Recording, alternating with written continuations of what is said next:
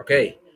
Kama ilivyo ada kila siku ya Jumatatu kuanzia saa 2 kamili hadi saa 3 ni wakati rasmi wa kuweza kupanda kwenye jukwaa la mashabiki kuweza kuzungumzia basi mambo yamekuaje katika wikendi ya kwanza kabisa ya EPL, na ni kwamba mambo yalikuwa hivi katika wikendi ya kwanza ya EPL msimu mpya, ambapo siku ya Ijumaa bingwa mtetezi Manchester City alipata ushindi, wakati pia nafasi ya pili msimu jana Arsenal pia ilipata ushindi. Hali kadhalika pia nafasi ya 4 msimu jana Newcastle ilipata ushindi wa magoli 5-1, wakati timu yangu Brighton ilipata ushindi wa magoli 4 dhidi ya Limukeni Luton.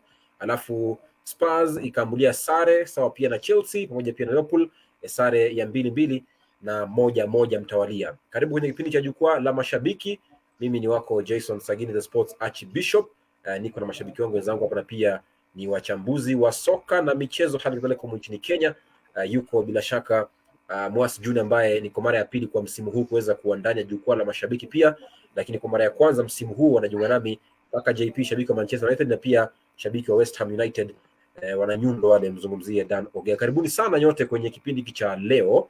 Nafikiri tuko tayari sote kuweza kuanza kurindima, manake mambo ni halo halo, lakini pia namuona Joshua Kwanya, shabiki wa klabu ya Chelsea, pia ameshaingia kwenye mjengo tayari kuweza kutoa kauli yake na sauti yake kama shabiki wa Chelsea, manake wamesajili pakubwa leo wakimnasa Moses Caicedo kutoka klabu ya Brighton Hove Albion. Sasa tutaanzia katika gumzo hilo la kuzungumzia katika mechi ya kwanza timu yako, je, unaionaje, imeperform vipi? Yani, how has your team performed in the first game of the Premier League? Alafu niambie labda, what do you make of your team? Is it stronger? Are you stable? And what do you think your team can improve heading into the second match day of the Premier League season? Wewe ulia hapo wetu wa Facebook page, na kwamba sisi kuna pia kauli yako ni ipi? Niambie, did your team perform well, and is it stable, and how good is it as of now? How did you play in your first game? Niambie pale kauli yako kwenye Facebook comment section, nitakusoma muda si mrefu. Na tutaanza hapo pia kwa kuzungumzia hilo gumzo. Labda kwa nianze na shabiki wa Arsenal, Mwasi Junior, unazungumziaje timu yenu? Je, mlivyocheza katika mechi ya kwanza ushindi 1-1 mkafunga mkarejeshwa, did you play well? Mlivyocheza katika mechi ya kwanza ushindi 1-1 mkafunga mkarejeshwa, did you play well as a player?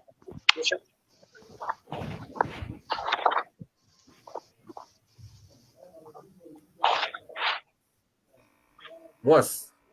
Mimi sagini kwanza kuna kitu na ngoja. Nakupata. Mimi sagini kwanza kuna kitu na ngoja. Nakupata. Mimi nangoja uniletee table. Mimi nangoja. Nafikiri kuna changamoto ya sauti kidogo. Alright. Twende sasa Mwasi, nafikiri tuko sawa. Nakwambia mimi nangoja uniletee table juu, kwa sababu hakuna venye ati utamaliza number 12 last season na pia hii season unaanza ukiwa number 12. Hebu tuonjeshe table kidogo baba. Okay, kabla nikuletee table kwanza, unazungumziaje timu yako? Okay, personally I think tumeanza season on a high note juu unajua ukiwin game ya kwanza kuna ile pressure inakupunguzia, unaona, lakini we came up with a different formation. Naona coach alibadilisha, yani tunasema ile formation, naona venye itawaka, tukajaribu kuja na ile back 3 ambao tunaona most of the time right back anakuwa inverted, lakini in the second half tuliona after yule Julian Timber kupata majeraha kidogo game yetu ikarudi chini juu unajua kuna wachezaji tofauti, the way Timber was moving with the ball sio the same way wakati Tomiyasu aliingia alikuwa anacheza. Kuna ile different na playing style ya wachezaji ni tofauti pia, lakini defensively niliona tuko wazuri. Ukiangalia game ambayo tulicheza na Man City na ambayo tumecheza na Nottingham Forest, kwa concede itakuwa ngumu. So our problem is hiyo connection ya midfield na attack. Ukiangalia pia sasa hiyo unaona Jesus ameweza kuumia. Tunategemea mchezaji kama yule Erling Ketia ambaye tunajua yes ako na ile EPL experience, lakini kidogo uwezi mlinganisha na wachezaji kama yule Jesus, na pia ukiangalia yule Kai Havertz kidogo kwa mfumo yes to mostly meaning kama shabiki wa Arsenal ningecheza akicheza kwenye ile false 9 juu tukimrudisha kwenye ile midfield kidogo. Ni mchezaji ambaye tunajua EPL is a physical league ambayo inahitaji mtu anajituma zaidi, lakini tukiangalia though anatusaidia pale tukisema ile kuhold ball na vitu zingine kama hizo ya kidogo, kuna ile aspect ya work rate ambao tunapata kwa mchezaji kama Rice, Odegaard ambao hatuwezi pata kutoka kwa Kai Havertz. So kwangu tumeanza season vizuri, tunacheza vizuri, so we need to keep up from there. Mimi naona tu tuko vizuri ukilinganisha na last season tulikuwa vizuri, lakini unajua tunasema ni msimu umeanza na kila mtu anakuja akiwa amejipanga. So for me Nottingham Forest walitupiga last season. I think si ndio timu ambao walipiga ndio wakasurvive kwenye ligi. So kuna ile unajua ukipatana na mtu ambaye amekupiga na kuna ile kitu unatafuta kama revenge, na sometimes revenge inakuwa ni ngumu kidogo. So personally kupiga Nottingham Forest at the start of the season, I think we did well, na tukipick up from there, season itakuwa nzuri regardless. Next game ni London Derby ambao tunaenda kupatana na Crystal Palace, so yeah, itabidi tumejikaza tu, we have room for improvement. Yeah. Kwanya, Mwasa anasema kwamba walicheza vizuri.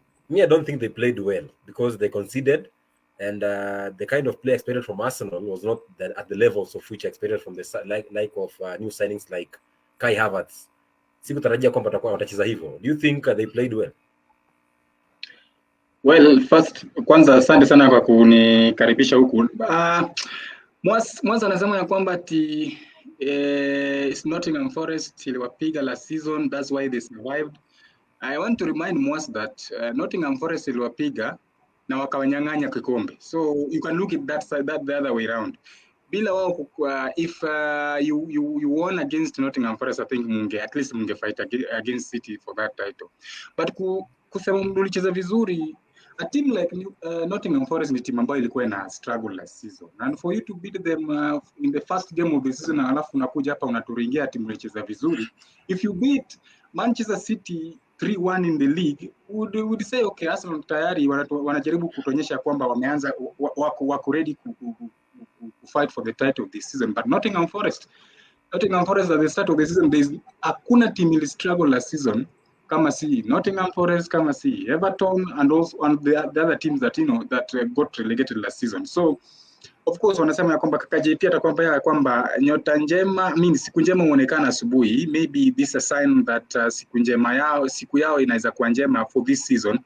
But Nottingham Forest si team ya kucelebrate sana mkipiga. Ungepiga timu kama Manchester United, timu kama Liverpool, timu kama Manchester City in the league, tungeanza kusema ya kwamba yenyewe wamekuja. Lakini with Havertz pale na Miss Sitters pale, I think Chelsea pia walifanya vizuri sana kwa uzia Havertz with what was it 65 million pounds. At least sisi tunasherehekea kwamba Chelsea got millions of shillings on Havertz who can afford to miss Sitters. But of course, let's say Arsenal. Kwani nikuulize, yes. Mbona ukitaja timu zili struggle utaji Chelsea? Ama mlikuwa sawa sana?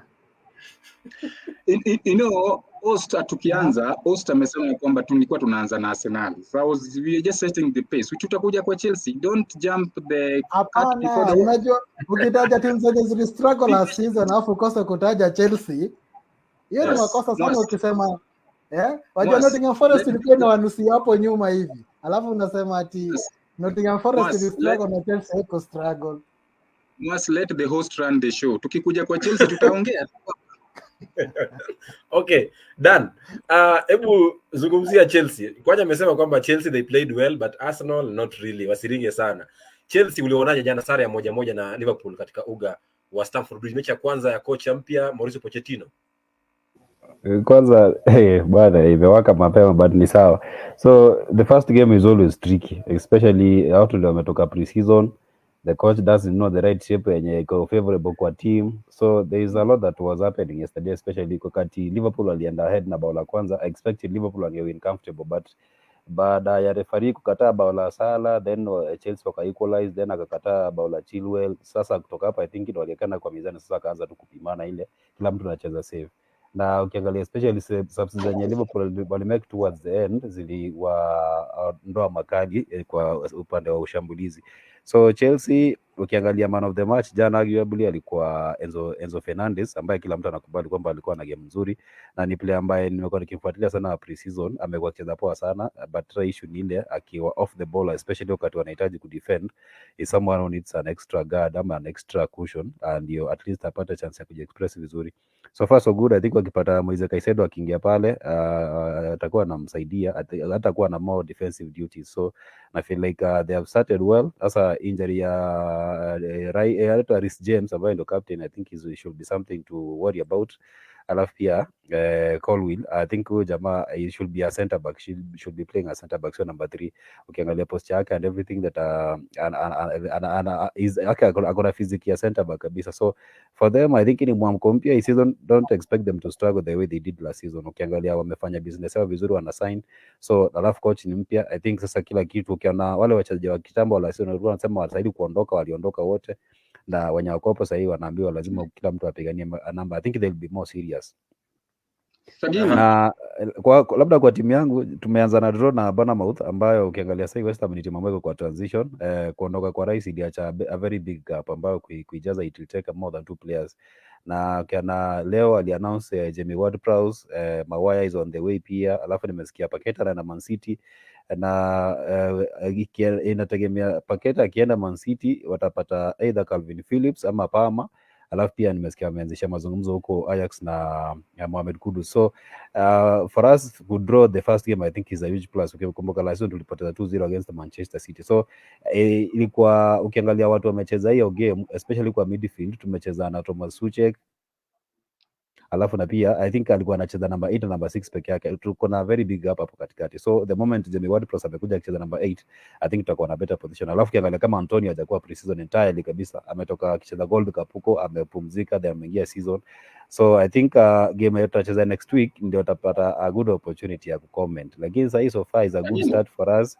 We are Zayo najua sasa tuko Europa League, so I think coach akona more experience, that's why anajaribu kusign players kusikwe na ile shortage ya depth, tutaanza kucheza tournaments nyingi.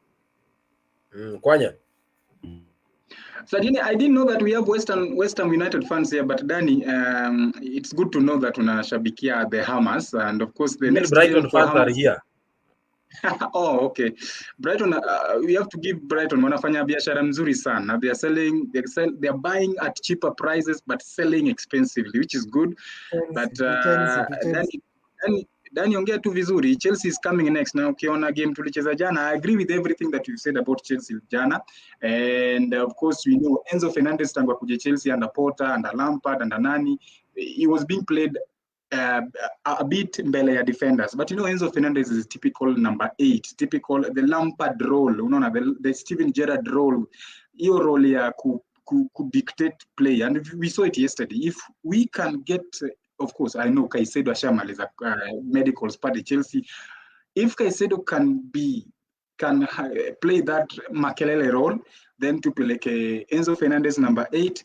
I think Chelsea tulimaliza number 12 tumekubali, but if we can push from number 12 to number 6, I think that's going to be a huge achievement for us. So the future looks good for the Blues.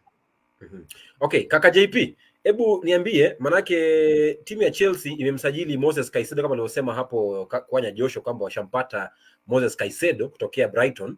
Je, unaamini kwamba atakuja kuwa nguzo muhimu na kujaza pengo lake N'Golo Kante ambaye aliondoka kuelekea Saudia, na uwezo wake ni upi kuweza kubadilisha Chelsea ambayo jana tuliona ikicheza bila kiungo wakati ambaye anakaba, zungumzia Reece James jana kiwa kama kiungo wakati, lakini kidogo ilimlemea kwa hapa na pale kisha akapata jeraha, lakini anapoingia Caicedo, do you think he's going to be that fit for Chelsea in that central defensive midfield role?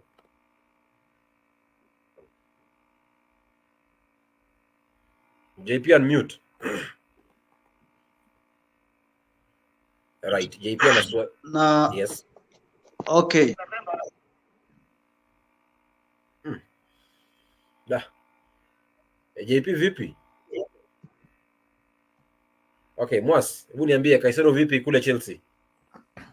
I think personally nikiongelea Chelsea, Caicedo akikama atawasaidia sana juu ukiangalia itapatia huyo Enzo more freedom to roam jinsi alivyosema Kwanya, lakini pia nikiangalia Enzo amekuwa anacheza tu hiyo role vizuri juu kama kama shabiki wa Messi nimekuwa nafuatilia Argentina pale, na wakati yule Rodriguez na Paredes walilemewa kucheza hiyo role vizuri, ilibidi huyo Enzo ndiye amerudi kucheza hiyo role and he was doing well. Bora tu mweke punda mbili tu hapo ambazo itakuwa zinapiga hiyo work rate kama venye Caicedo amekuja.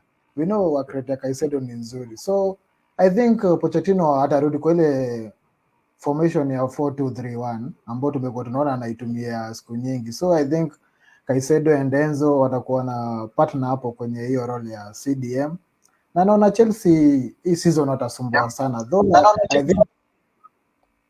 I think yesterday kitu walilack tu ni goals. Juu vile walichezea tu Liverpool. They outplayed Liverpool kabisa, lakini hizo mabao tu ndio yako kuja na hiyo ndio problem wamekuwa tu nayo last season. So I don't know if wataikari mpaka hii season. Juu last season tulikuwa tunaona Chelsea pia bado kuna zile game walikuwa na dominate play, wanacheza vizuri. Defensively hatuwezi sema ati last season Chelsea were so bad. Thiago pale amekuwa anacheza vizuri. So I think yale mabao tu ndio walikosa sana. Juu ukiangalia kama Kwanya hata atakatana na tengiza kichwa kabisa. Lakini ukiangalia goalkeeper wa Chelsea alikuwa among top 5 kwa magolkeeper wenye wamekeep clean sheet. So huwezi niambia ati Chelsea walikuwa na leak sana. Maybe zile game wamepatikana wamepigwa game kama moja wamepigwa mabao mengi. Lakini tulikuwa tunaona kufunga mabao tu ndio ilikuwa shida sana. Na hii season wameanza pia tumeona jana pale mbele bado i-click. I think pia formation ya jana kuna venye ilifanya hawako effective. Juu ukiangalia Sterling he struggled sana hiyo upande wa right. Mpaka nikauliza fan mmoja wa Chelsea, kwani hamna left footed player pale? Ndio kanikumbusha wako na Madueke. I think jana hata wangeendelea ile formation ya 4-3-3 bado wangesumbua ile Liverpool sana. Jule Madueke angekuwa akona speed na ni skillful player, angesumbua Robertson pale. Sasa umeenda kuweka Sterling hapo on your right, kijana hata hezi cutting, kazi tu ni kuanguka hapo. Jackson tumeona ni striker mzuri, lakini yule mtu wa link up play, ni mchezaji mwenye yani all round ako poa, lakini tumeona so I don't know what else watadu ku unlock hizo mabao.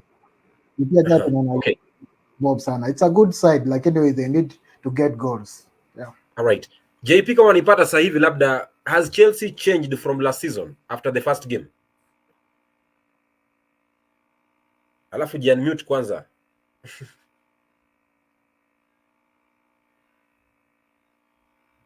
JP kidogo fikiri mtandao wake unamfeli kidogo, uko slow. Acha kidogo mtandao wake unamfeli. Nakwambia unanipata? Okay.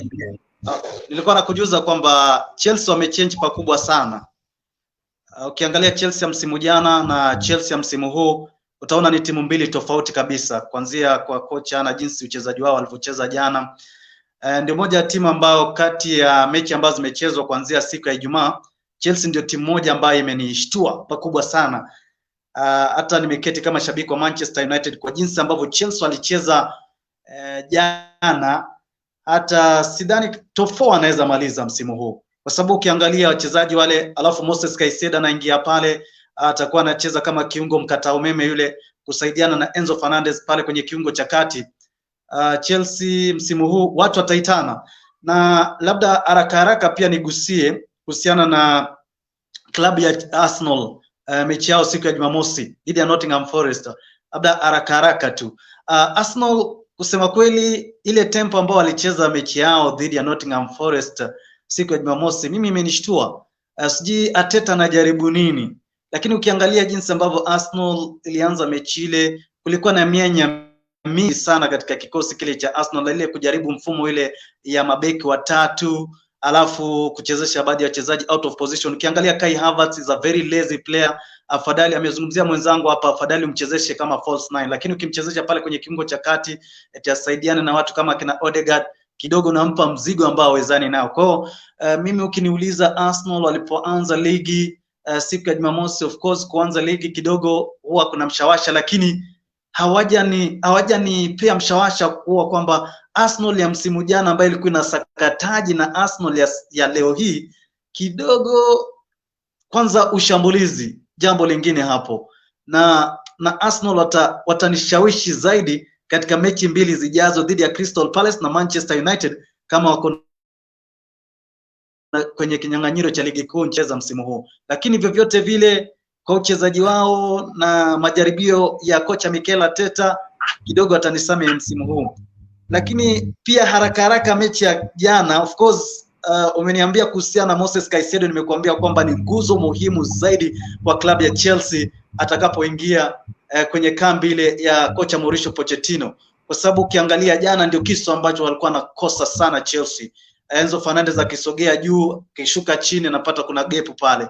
Wachezaji kama kina Chukwuemeka hawezi wakaonyesha ubora ambao anao kama mchezaji Moses Caicedo. Kwa hiyo ni mchezaji ambaye anagharimu pesa yote, ni mchezaji ambaye kwa kweli tutamuona atakapoanza tu kuchezea klabu ya Chelsea. Lakini pia timu nyingine ambayo nahisi kwamba bado inanitia ama inanifanya kwamba niweze kuifurahia sana ligi ya Premier ni klabu ya Newcastle United.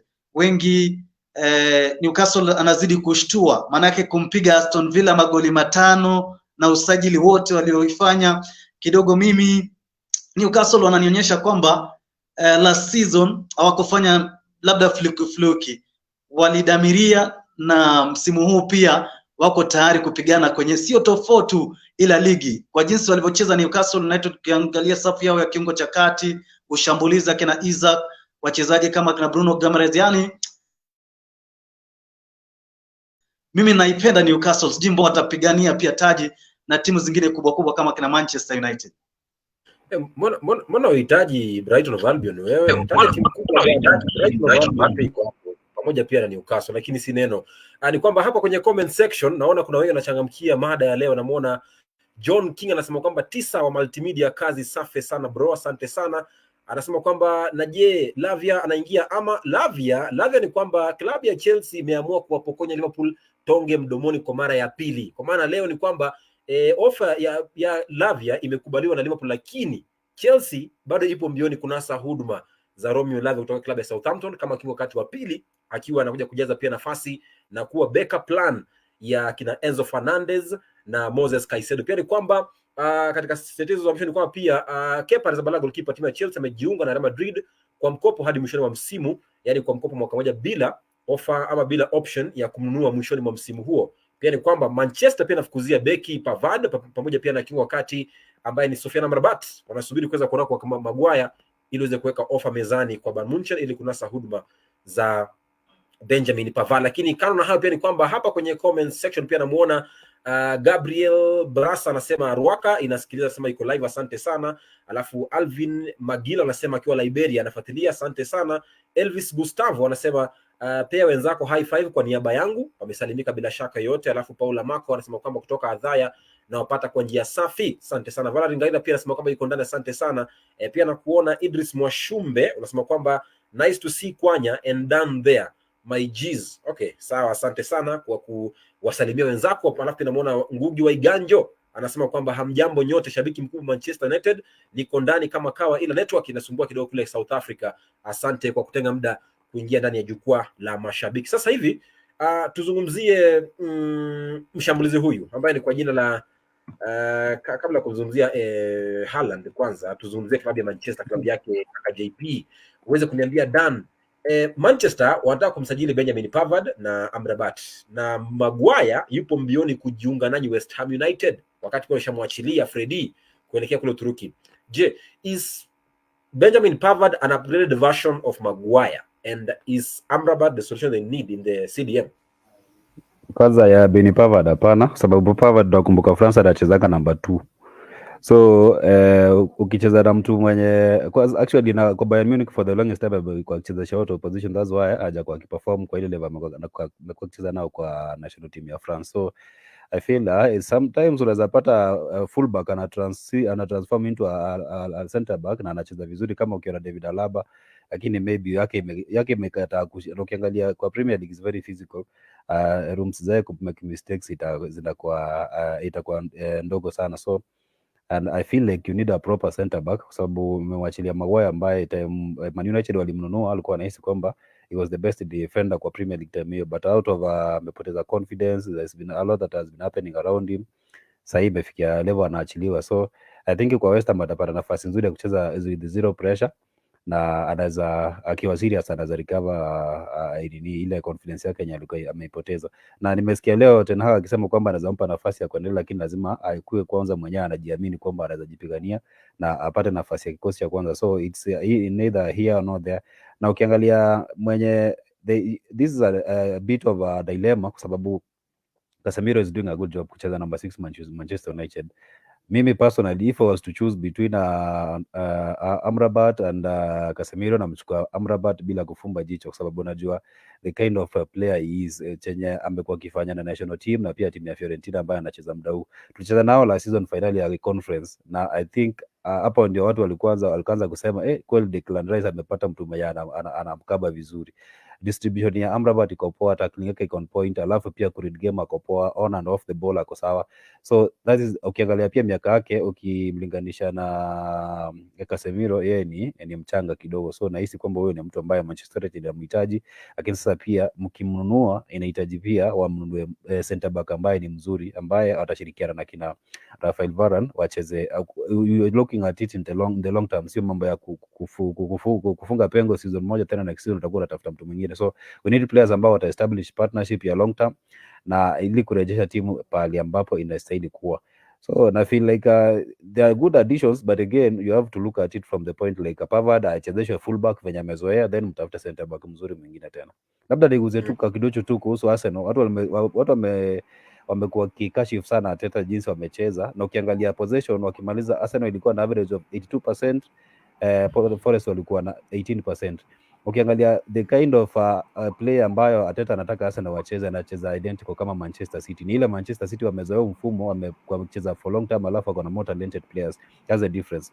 So ukiona jinsi Arsenal wamekuwa kucheza na formation kama 4 zikifuatana, walianza na 4-3-3 wakiwa na ball, wanacheza na 2 center backs na 5 midfielders hivyo. So wakati unataka kupossess more, inaweza kuwa tempo yako ya kuataka iko chini, lakini again in the long term is it sustainable? Kwa sababu ukiangalia power play yenye Forest wamewafunga nayo, there was also another run after that ambayo iliwakalia shida sana ku defend. So I think hiyo itawakalia problem in the long term, but again ukiangalia is an identity ambayo coach anataka kuforge kwa hiyo team, and again that's how he wants his team to play. Unaweza kuwa na idea zako, but that's how he wants his team to play. Na ukiangalia last season pia they used to play possession based football, na iliwasaidia sana ku challenge for the title for vast amounts of the season. So I feel like pia hii season with the addition of Declan Rice hapo kwa midfield, alafu pia ako na Teye Partey ambaye anacheza poa sana midfield, Odegaard anacheza number 8 vizuri, number 10 combined.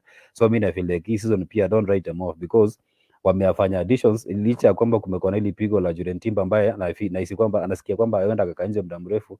They should also be active in the market pia kutafuta mtu anacheza left back, kwa sababu Tiani I feel like he's out of Arsenal.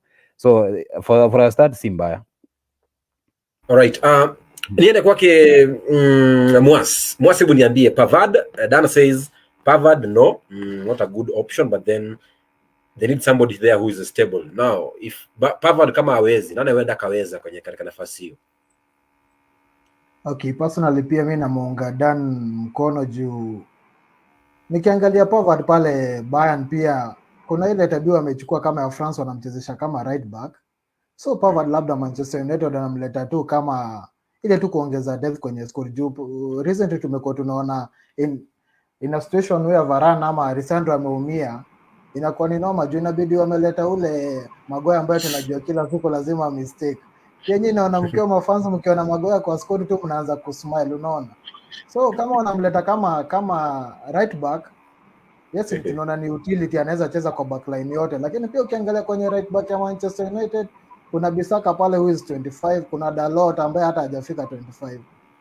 So kuleta mtu ako almost 28 ati anakuja kuweka vijana wa 25 na 20, I think 22 ama 24 bench.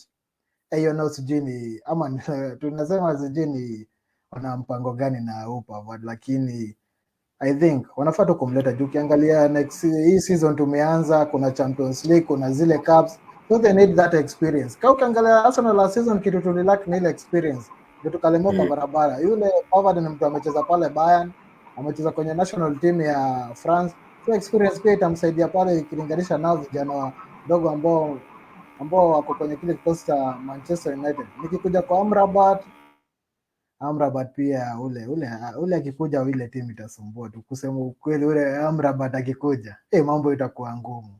Can imagine wamepiga double pivot pale ya Amrabat na Casemiro, unajaribu kupita huku ngware imetembea upande mwingine, Pia ukiangalia passing rate ya yule Amrabat ni nzuri. Amrabat passing yake ni poa, tackling iko sawa.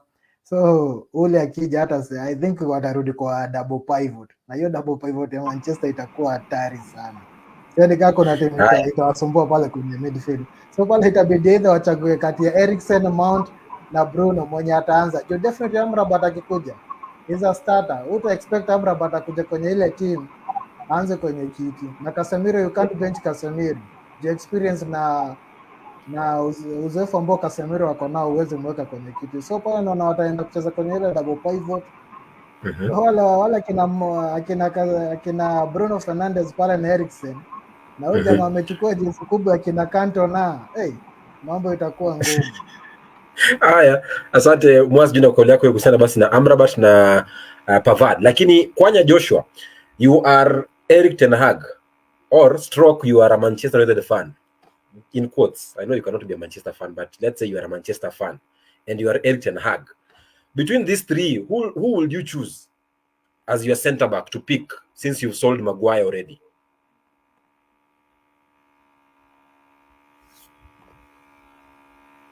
Unmute, Kwanya. Sorry. I've had the conversation around Pavard and Amrabat, Casemiro, Eriksen, Bruno Fernandes. Remember, United say you are Champions League full time, and therefore for you to compete properly in the Champions League and the Premier League and Carabao Cup and FA Cup, you need proper team. You need, as Mwaz put it, depth. If you don't have depth, utakuwa na shida. Remember kuna pia international breaks that also come and interfere with the season. Hata juzi tumeona Arsenal's team but tayari shapata ACL, that means going to be out for 6 months or 5 months. You see, hiyo pia ina affect how alianza vizuri, tulimuona kwa Community Shield alicheza vizuri, the first game of the Premier League season akacheza vizuri, then all of a sudden anapata something that is going to put him out of the season. So I think as big as a club like Manchester United, you need a proper team that can compete all the front. You need likes of Pavard, and of course we know Pavard can be versatile. Tunaweza mchezesha as a central defender. We can also put him on the right back as amekuwa akicheza France and of course Bayern Munich. Kuna time I think World Cup 2018 pale Russia alifunga bao mzuri sana against Argentina. I hope we all remember that. So Man United at the moment just need a team. You know, Casemiro pia also has to be managed in a way because ukiangalia miaka yake pia ni kama Thiago Silva pale Chelsea. That's why if you look at Chelsea, Thiago Silva, Chelsea did not give him the captaincy because of course we know atakuwa akicheza every game, Carabao Cup, the Premier League games, the FA Cup, you know. So he has to be managed so that we get the optimum performance from him because he's 39 in September. Casemiro with that midfield, with the demand that your midfield Man United needs, he needs to be managed proper such that he doesn't play every game. He needs to play in those crucial games. So Amrabat akikam Man United is going to be a very big thing for Manchester United because that is going to itawapatia that depth. If you look at Chelsea at the moment, Chelsea tunafuata Caicedo, tunafuata Lavia. It doesn't mean that Lavia atakuwa kicheza. Maybe atakuwa an understudy of someone, so sad that mtu akipumzishwa, mtu akipata injury atakuwa naingia. So this, we all know that Premier League says you need sometimes a big squad or a squad with depth that can help you sustain the league. Eriksen, we know, is a fantastic footballer, but after having that scenario in the World Cup, imekuwa tashwishi kidogo for him, so he's not someone we United can rely on a bit. So maybe Amrabat, Casemiro, and Bruno Fernandes should be a fantastic midfield for Manchester United going forward. Of course, remember, United already have sold Pastor Fred, so we need someone to replace him. And of course, Scott McTominay, there are rumors he might leave, so you need someone to replace him. Maguire anataka kuuzwa but hataki kutoka. I don't know why anapenda Manchester United sana, yet he's not playing well. Maguire, I think for him he needs to leave United so that hiyo mambo ya price tag alikuwa nayo sijui £8 million itoke kwa akili yake, aende place kama West Ham where there's no pressure. Dani I know klabu yenu hamna pressure sana vile United kuna pressure. So akikuja pale West Ham at least atakuwa amerudi kwa at least quotes and quotes level yake, because United at least tunajua kuna pressure. If you don't perform today, fans will be on you. So I think for him he needs to leave and United will be good. Alright, kaka JP, wewe ni shabiki wa Manchester. Kati ya watatu unamtaka nani aje katika timu yenu kama mabeki wakati manake mnamuuza Maguire? Kama mabeki wakati manake mnamuuza Maguire. Mimi ukiniuliza kati ya Pavard vile vile mchezaji Todibo, United anahitaji hawa wachezaji wote wawili. Yaani United anahitaji kati Aaron Wan-Bissaka yuko pale, Dalot yuko pale, lakini pia tena tunaweza mhitaji mchezaji Pavard au wakava au wachezaji. Lakini kabla pia nizungumzie wachezaji safu ya nyuma United kuongeza mchezaji kwa sababu anahitajika. Iwapo atatoka Harry Maguire tunahitaji a proper center back, na nahisi kwamba proper center back kwa mchezaji kama Todibo ama labda hata yule Gehe wakati fulani yule Crystal Palace nilisikia kwamba alikuwa anajaribia kumwinda mchezaji yule anaipigia klabu ya Crystal Palace. Hata hivyo yote 9-10 niseme hivi kwamba kocha Erik ten Hag kwanza nimpongeze. Kwa sababu gani? Kwa sababu ni yule kocha ambaye ashurutishwi. He can make any decision, na tumeona akifanya decision kubwa na tumemwona Cristiano akiondoka, tumeona baadhi ya wachezaji pia, na sasa hivi ana make another decision kwamba Harry Maguire hamtaki kwenye kikosi chake. Kwa sababu gani? Kwa sababu ni kocha ambaye ana malengo yake na ana mfumo wake wa kucheza, kuna mipango yake ambayo ako nayo katika klabu ya Chelsea, ya Manchester United, na unaweza kukubali kwamba msimu huu ama msimu ambao tunaingia sasa hivi ni msimu mkubwa kwa klabu ya Manchester United.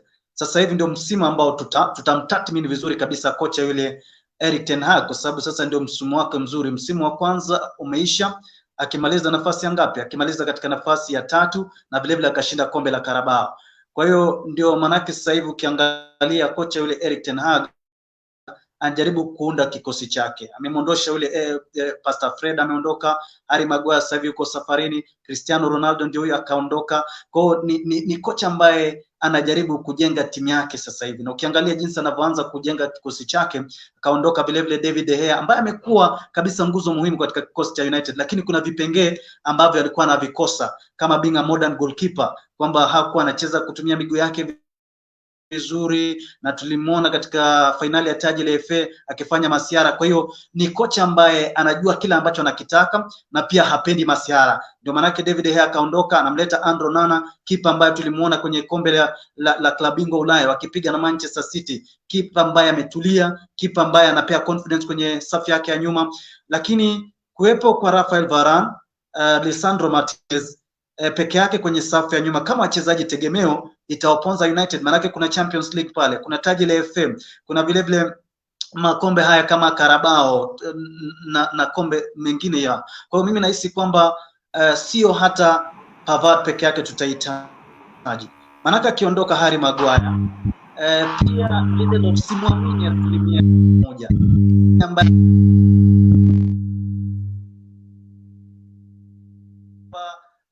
iwapo kocha Erik ten Hag atanunua Pavard pia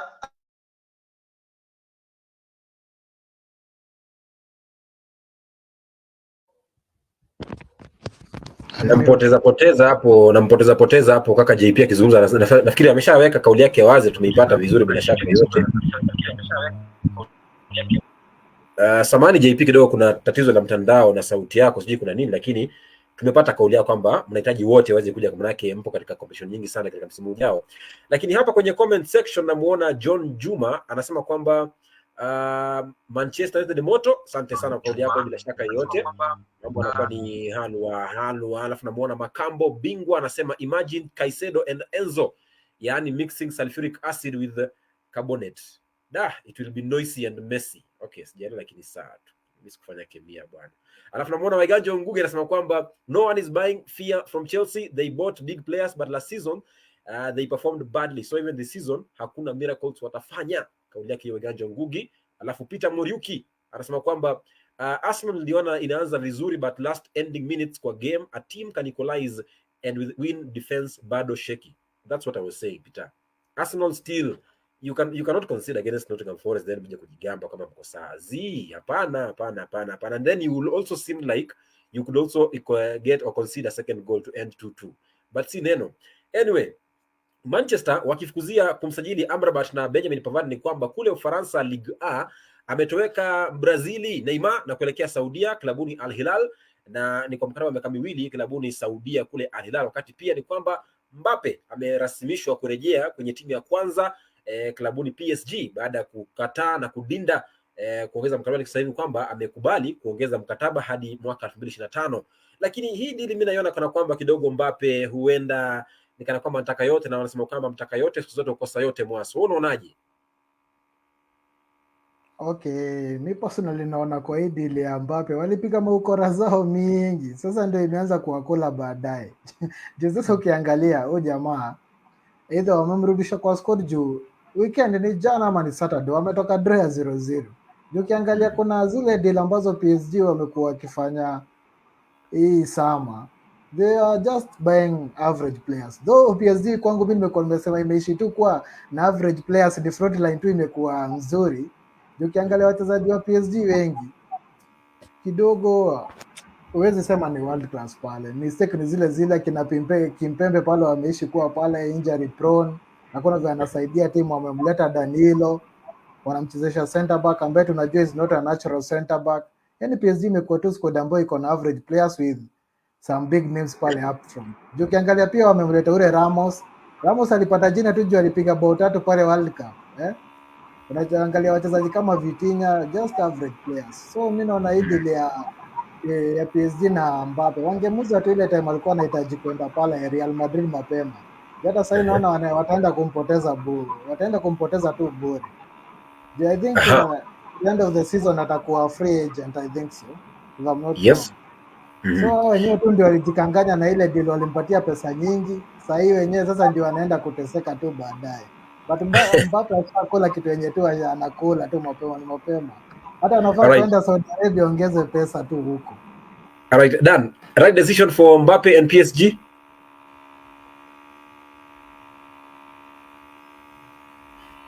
Yeah, so PSG, I think their player management department, they're not doing a good job. Sababu wakati mnapiga saini mikataba lazima mjue implication ya hizo contracts. Sababu mnajua ile Bosman ruling inasema kama mchezaji amemaliza mkataba wake nanyi ataondoka tu bila hata kulipa hata one bob. Timu nyingine kulipa hata one bob. So I don't know what they were thinking wakati walikuwa wanampatia zile mishahara mikubwa la season, lakini contract inaisha next season. So they should have considered the fact kwamba player is very valuable in the market given the way anacheza. So pia wa understand kwamba kama tutampatia hizi mishahara mikubwa lazima pia tuwe tunapata kitu at least of the end of the day. So the only option for them was for them wampatie contract ya muda mrefu alafu na mshahara mkubwa. Lakini all along walikuwa wanajua kwamba Mbappe anataka kwenda Madrid. That one is very open, kila mtu anajua. So sioni mbona iliwachukua time kumpatia contract ambayo at least ina favor club side that mchezaji akienda Real pia wao wanapata something in return. But sasa the way it is right now, it's very precarious kwa part ya PSG kwa sababu sasa they have no option. Ni ile alafu unajua siku hizi kuna hii ya player power. Sio kama ile zamani player hakuwa na anything to say about the contract. Sasa player pia anajua rights zake kwa contract. Anajua mimi kisha ago na free na napata sign on fee kwa the other side inakuwa mingi. So sasa hii ni msiba wa kujitakia kwa PSG na sioni kwamba there is any other way for them out. I think hii pesa ya yenye walikuwa wamepatia kutoka Arabuni ni venye player alikataa, so that would have been the safest way out for them. But as things stand, they lose him on free na wakubali tu acheze for mwaka mmoja, amlipe ile mishahara mikubwa walikuwa wamemwahidi.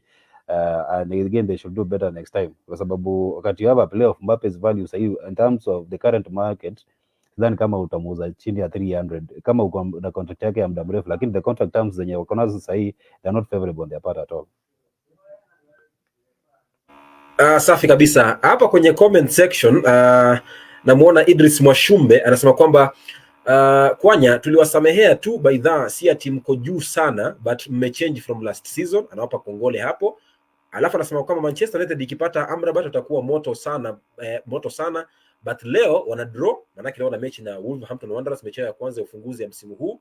Wakati Elvis Indiaza Gustavo anasema fans hapo wanaomba kuona table kabla muondoke tafadhali. Tunajua ni shabiki wa Newcastle. We know you just want to see yourself at number 1. But anyway, we'll give you what you want. Anyway, si neno. Kwanya, tuzungumzie mshambulizi ambaye kidogo ni kwamba ameondoka katika ligi kuu soka Uingereza tangu alipoanza kuchezea ligi hiyo. Harry Kane ameelekea Bayern Munich, lakini ndiye alikuwa nafasi ya pili katika ufungaji bora msimu jana, yani second top scorer last season in the Premier League. Now, the question is, Haaland, yeye msimu huu first touch of this season, first goal and then a brace. My question is, who will compete with Mbappe this season, because there is no Harry Kane. Mohamed Salah jana sikuona vya makali yake, na nikiangalia kwenye klabu ya Chelsea, Manchester, sioni mtu ambaye anaweza kumvuta pana pale katika kukimbiza kiatu cha dhahabu msimu huu. Unaonaje?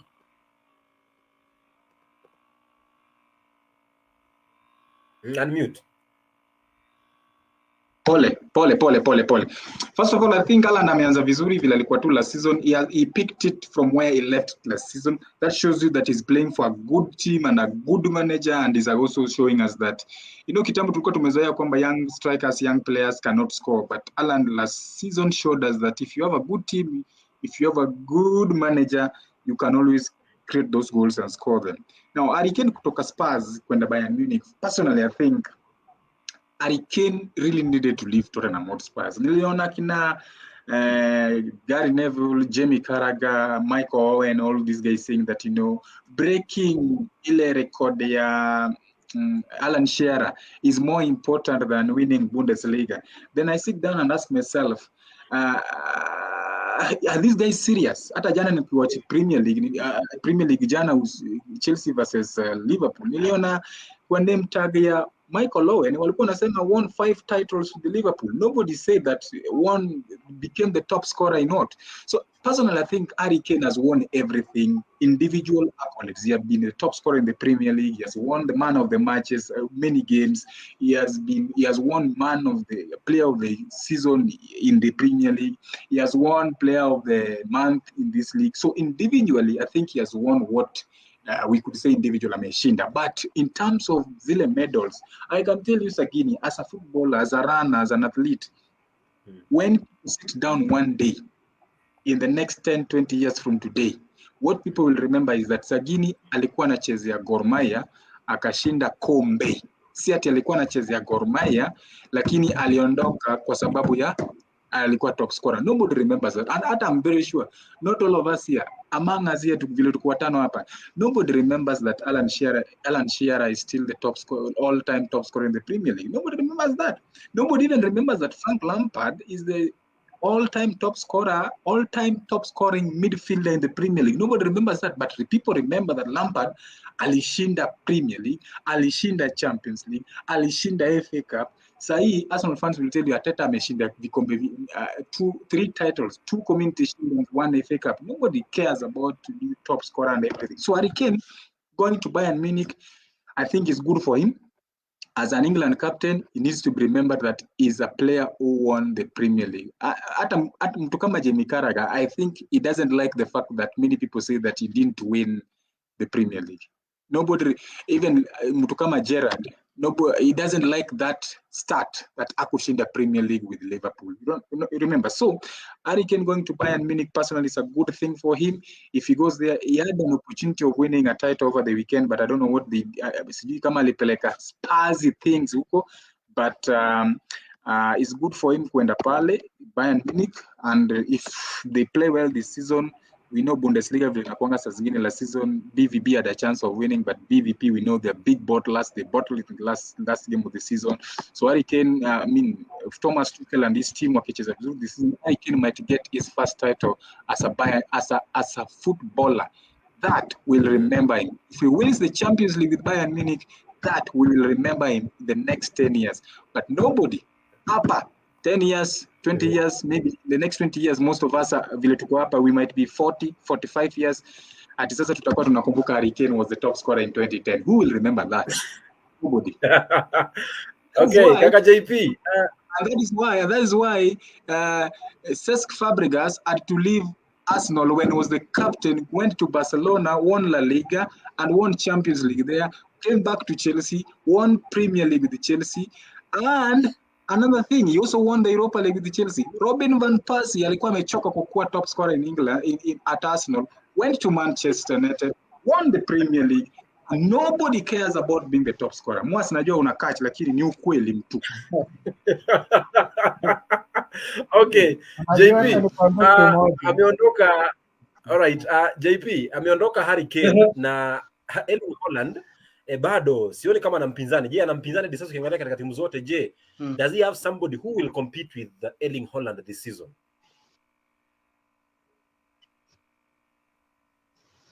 This season hana mpinzani yule Haaland.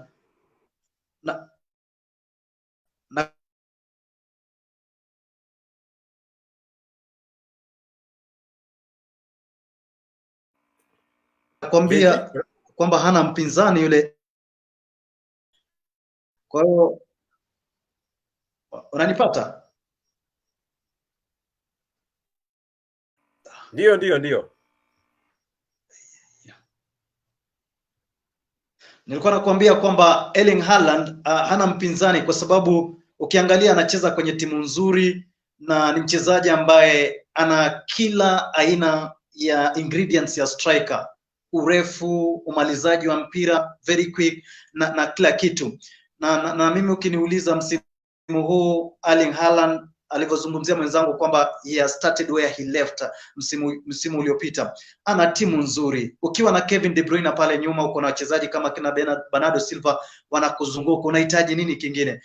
Man City has quality players na nakumbuka wakati mmoja akifanyia mahojiano katika ligi ikiisha na Rio Ferdinand, Erling Haaland alisema kwamba wakati akiwa Borussia Dortmund alionya ile mianya ambayo ilikuwa inapatikana kule katika kikosi cha Manchester City wakati walikuwa wanacheza na false nine. Akasema kwamba iwapo nitaingia City, nafasi hizi zitakuwa ni zangu za kumalizia tu, na hivyo ndio wanafanya mchezaji Erling Braut Haaland.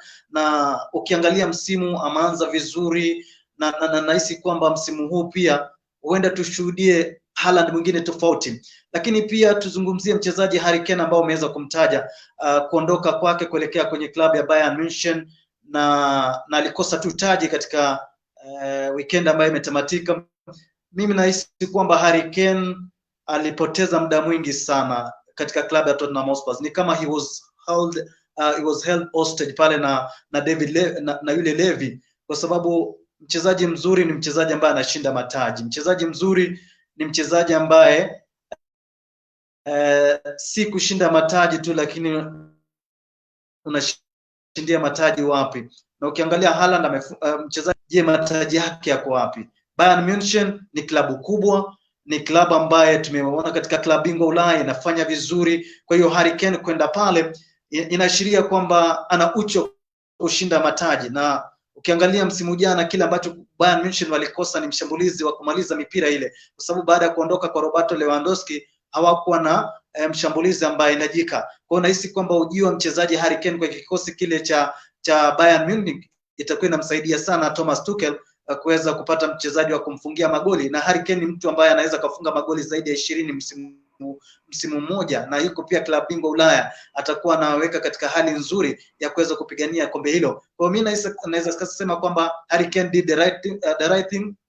Don ilikuwa anamwishi kwamba angekuja Manchester United kwa sababu pia tulikuwa tunamhitaji striker ambaye ni tajika, na nahisi kwamba angeshinda ligi ya Premier iwapo angekuja moja kwa moja katika kambi ya the Red Devils. Hata hivyo namtakia kila laheri kule katika klabu ile ya Bayern Munich.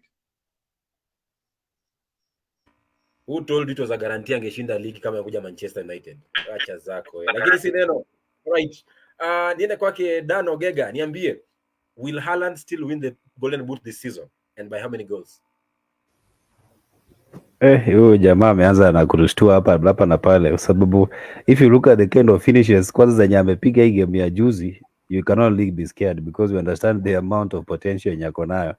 Na kwanza Kane, unakumbuka last season before Haaland aende Man City, there was a probability hata Ken alikuwa ameandika transfer request aende Man City. So I think atakuwa anaangalia pia, anaona hata mimi venye Haaland anafanya, that would have been me, because in terms of their skills za kucheza football, I'm sure even Ken is better. Ni venye Ken amekuwa akicheza kwa timu chora ya wachezaji ambao talent level yao iko down, na na feel kwamba kuenda Bundesliga is a good opportunity vile kila mtu amesema. Na ukiangalia at the end of your career you should have hata ukisha soma masomo ya shule ya upili, shule ya msingi, there is a certificate you get at the end of the session yenye inaonyesha kwamba you were here and you achieved something out of it. Na Haaland this season I think the only thing that can compete with him ni injuries.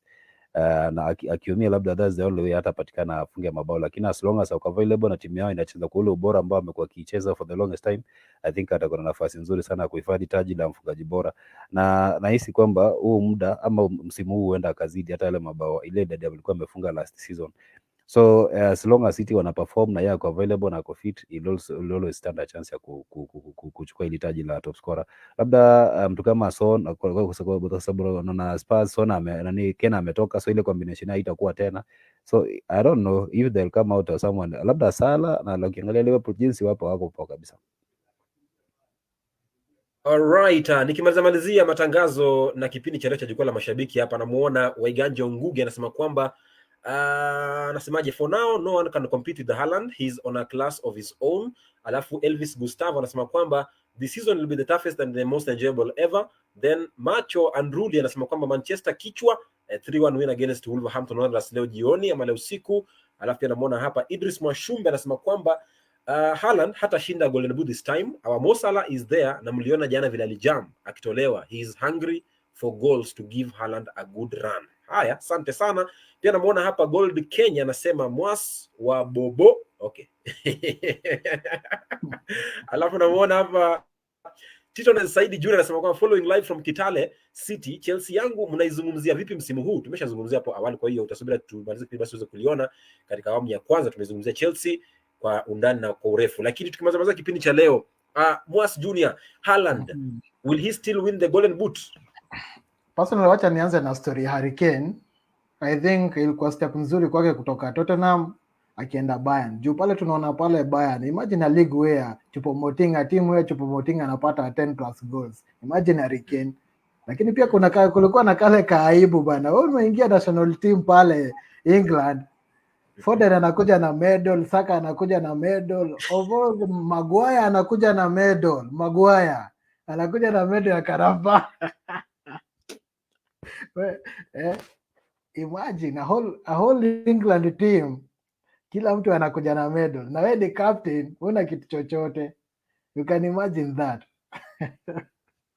Hata Elanga ako na medal. But on a serious note, I think Harry Kane alifanya decision poa kwenda Bayern Munich. Pale atapata vikombe. Juu ukiangalia pale Bayern Munich kwenye ile ligi yao hawana upinzani. BVB na Leipzig kidogo wanasuasua. Tunaweza sema Leipzig walipiga Bayern juzi kwenye kile kikombe, lakini tukikuja on a league basis wanafika mahali tu wana bottle tu kama kawaida na BVB.